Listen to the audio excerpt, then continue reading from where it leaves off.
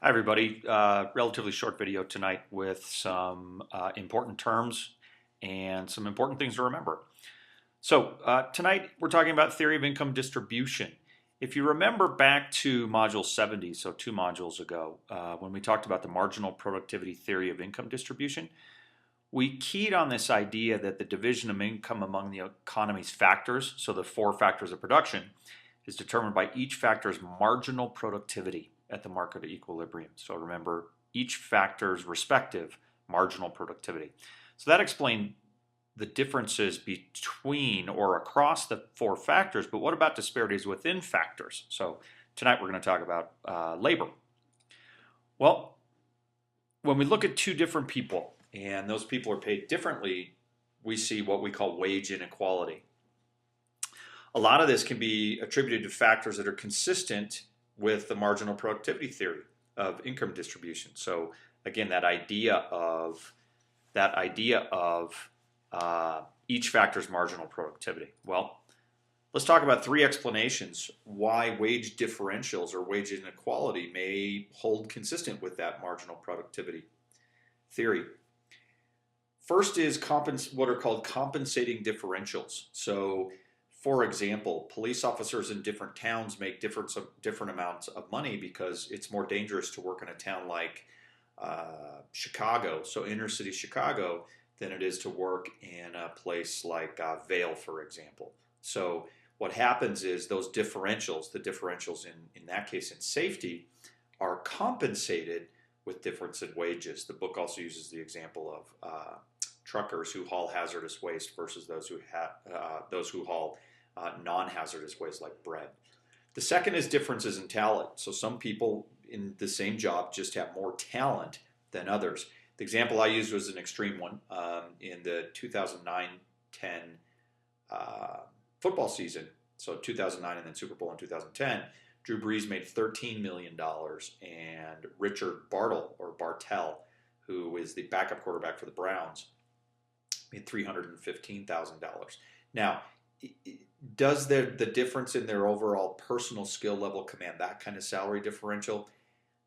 I don't know. I think it's kind of subjective. It's also, to me, the success of a team has to do with all the players on the team, not just the quarterback. But you can argue, I think, pretty successfully that someone like Drew Brees does possess a greater amount of talent than a second or third string quarterback for the Browns.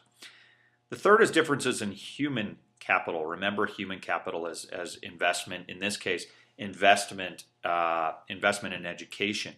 And the best example here to show the differences in human capital is the wage of a college graduate versus the wage of a high school dropout. And the dramatic differences over a lifetime in those two based on the amount of human capital investment that was made in that person who ended up graduating from college. Now, excuse me, there are differences that exist among those whom the theory tells us should make the same. So 2 police officers in the same town, 2 college graduates, and there are 3 explanations or 3 reasons that those differences exist.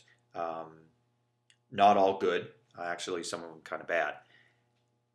So here are the 3. The first is market power. So employees working for a union protected in a union protected industry, for example, like Teamsters, could make more than employees doing similar work if that particular company or that particular state or that particular area doesn't have union representation. So think of retail workers at a union shop versus a non-union shop. Significant differentials in pay there.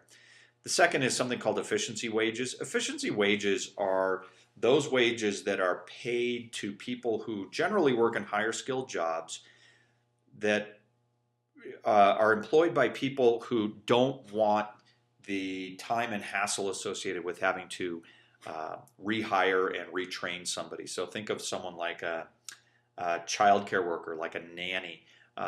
People will generally pay above market rate for a nanny simply because once you establish that trust with the person, once you establish the bond between the child and the nanny, you really don't want that person to leave. So you may end up paying extra money to keep that person in the job, not because the nanny threatens to leave and go get another job somewhere else, but simply because you want that person to stay in the job. The third and the roughest explanation, or the roughest part of this, is discrimination. While you think that economics would be able to resolve discrimination simply by talking about efficiency of one worker versus another, it exists today.